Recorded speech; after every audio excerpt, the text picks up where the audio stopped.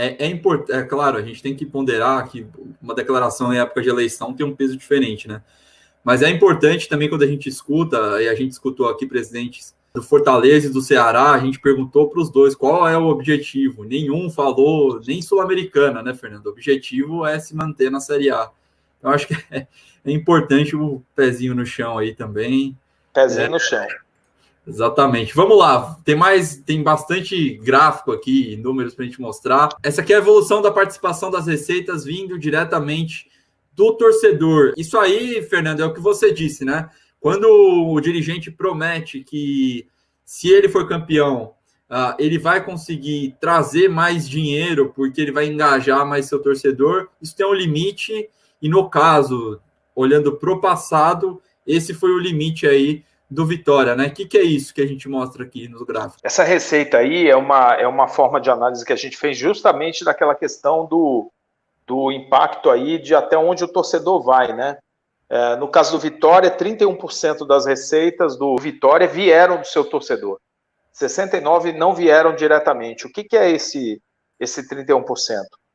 Pay-per-view, que o cara compra para assistir, né? Bilheteria, sócio-torcedor, royalty, venda de produto na loja. Isso é a receita vinda diretamente do torcedor.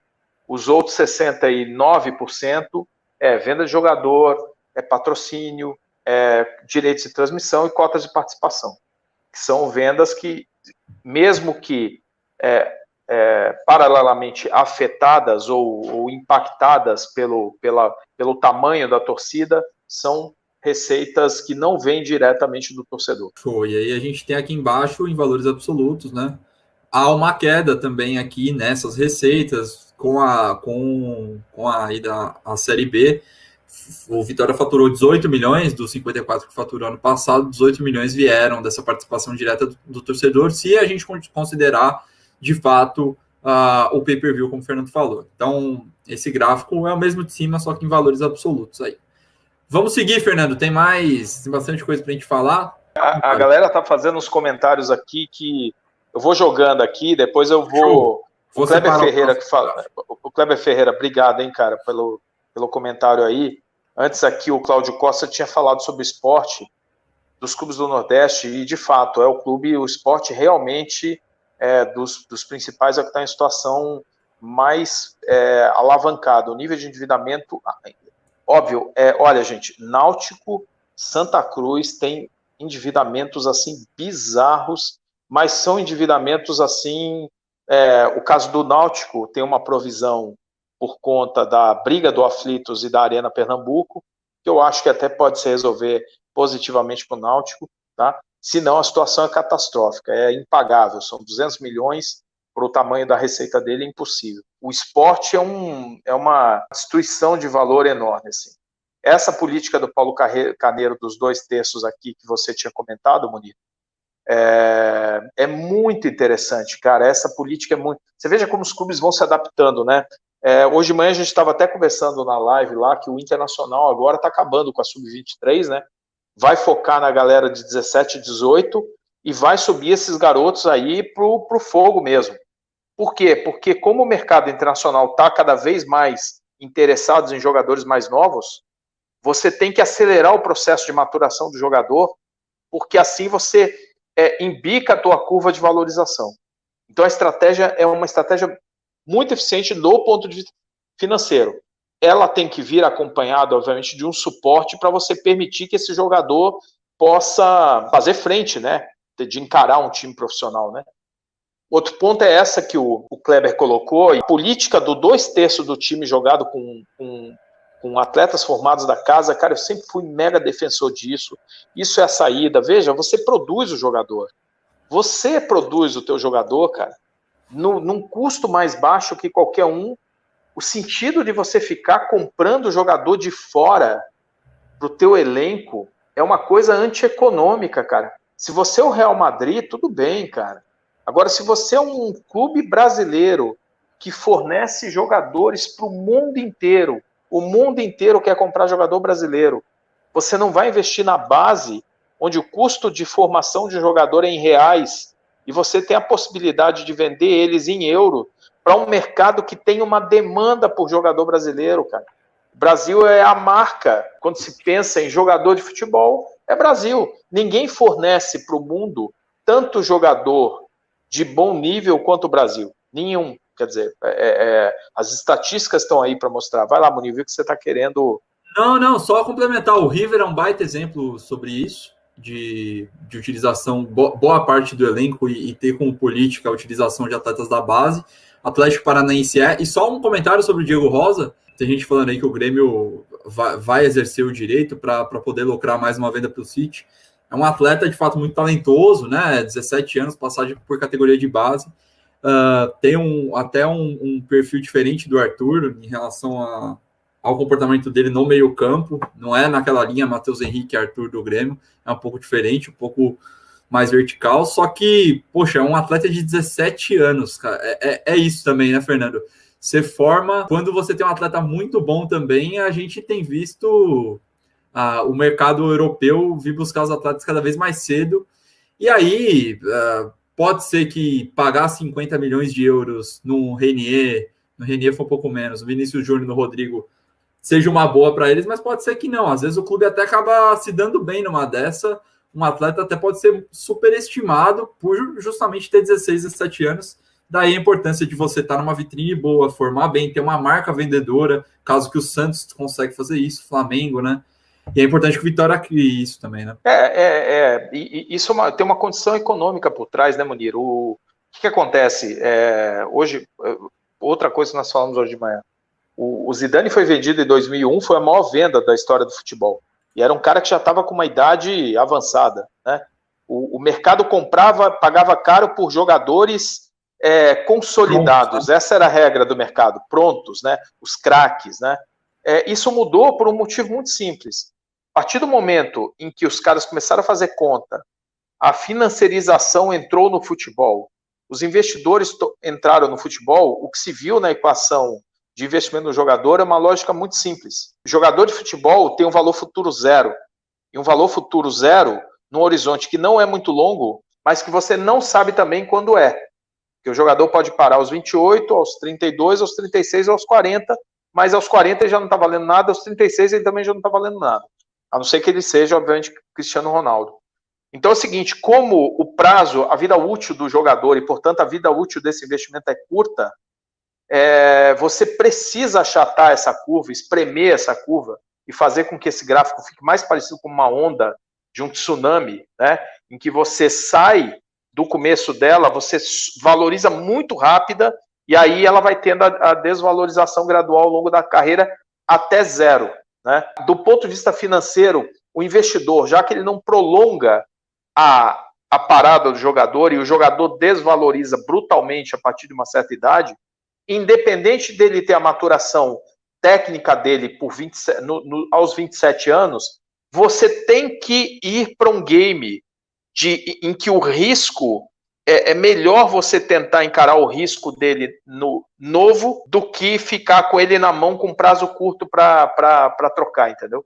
Porque, efetivamente, você compra o jogador, depois você precisa girar ele, né? A não ser que você pegue o Messi, que você vai lá, põe ele, você não quer nunca mais tirar ele do time, mas a maior parte dos jogadores, os mortais, você tem que girar, uma dança das cadeiras. O Benfica pega, esse jogador não pode não performar, cara. Ele pega porque ele está esperando jogar esse cara no Arsenal ou no Manchester City.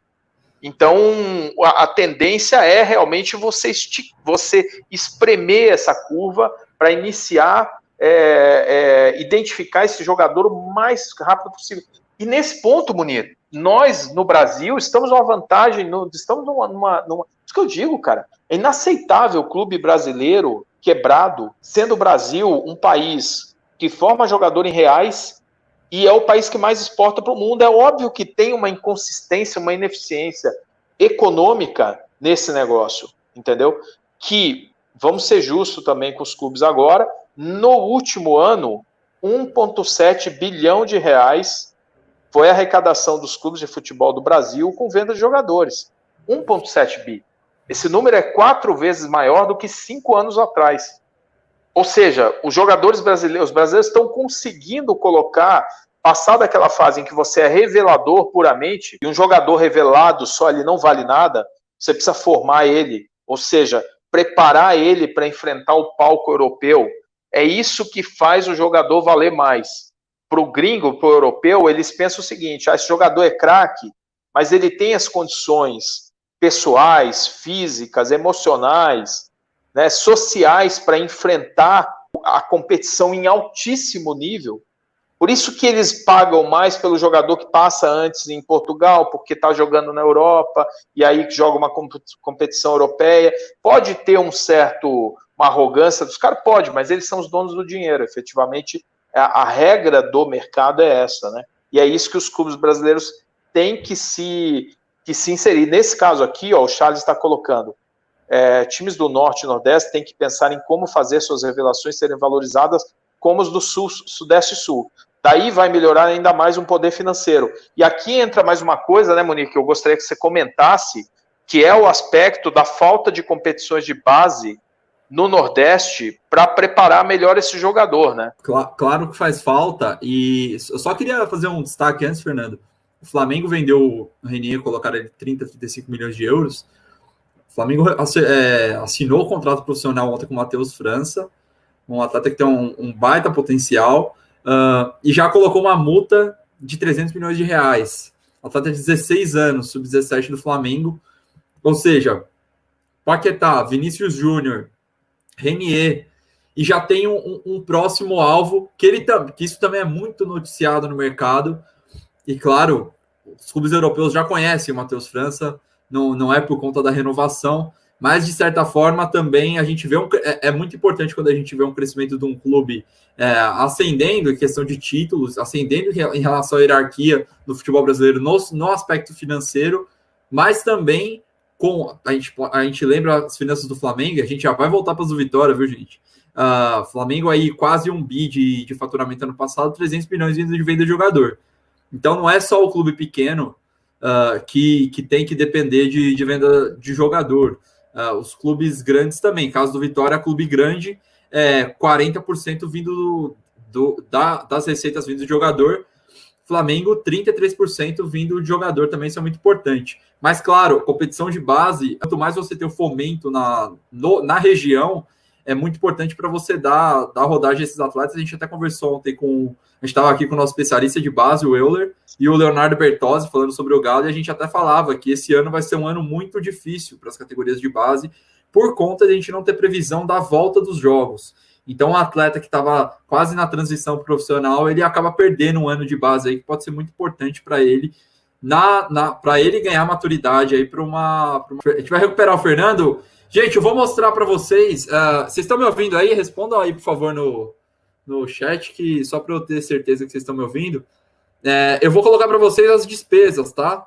Vamos lá, vamos voltar aqui a gente deu uma viajada aqui, falamos de base, falamos de negociação. Eu vou mostrar para vocês as despesas, tá? O Fernando falou no início, o Vitória teve uma queda de receita importante, mas é importante também a atitude do clube de cortar suas despesas. Aqui a gente vê uma queda aí de 17 para 18, a gente vê um crescimento, um pico em 2017, o clube chegou a 148 milhões de despesas anuais. Aqui a gente está falando de despesa total, depois eu vou quebrar isso por despesa para futebol, mas aí chegou numa queda de 93 milhões, uma queda para 93 milhões em 2018, e aí chega a 56 milhões em 2019, ou seja, o que o Fernando falou, de certa forma, faz sentido aqui, porque o clube se readequou à sua realidade, lembrando que a receita do Vitória foi de 54 milhões.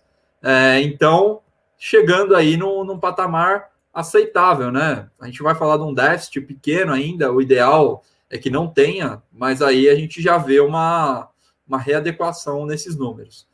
Passando aqui, a gente tem as despesas com futebol. Então, isso aqui é só com o departamento de futebol do clube. Caso aqui que a gente também vê uma queda importante. Acho que em linha, até percentualmente, é uma queda maior.